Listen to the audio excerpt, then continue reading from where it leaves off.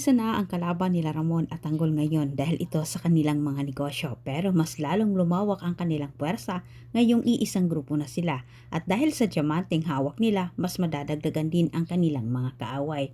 Dismayado naman itong si Rigor sa kabilang banda dahil sa hindi pagkahuli ni Ramon at binaliktad pa ang sitwasyon sa pagpalaya din kay Tess.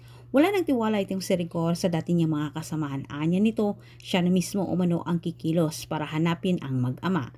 Alam din ni Rigor na si Ramon ang nasa likod sa pagpawalang sala ni Tess at sa kasong kinakaharap ngayon ni David. Ngunit inisip din ni Rigor, kung totoo mang si David umano ang tumapos sa buhay nila Don Facundo, malamang si Ramon umano ang nagturo dito kay David. Samantala sa kabilang banda, nasa mansyon na ni Ramon sila Marites at Dingding at ikinatutuwa ito ng mag-ama. Pero si Tanggol pinulong din ang kanyang mga kaibigan. Ibinahagi ni Tanggol ang plano nilang dalawa ni Ramon patungkol ito sa tiyamante at sa kanilang negosyo.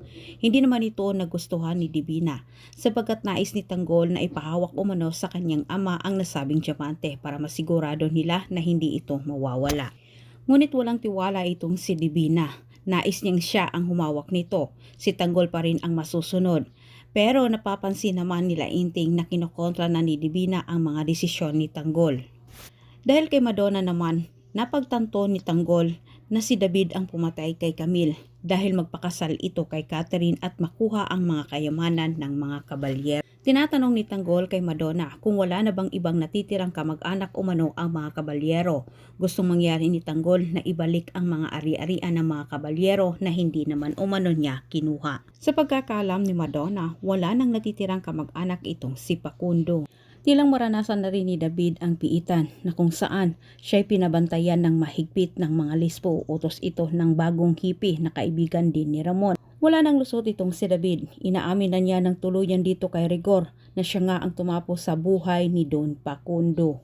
Depensa ni David, ginawa umano niya iyon para mapatunayan kay Ramon na siya nga ay isang Montenegro para sa plano din niyang tapusin ang buhay ni Ramon.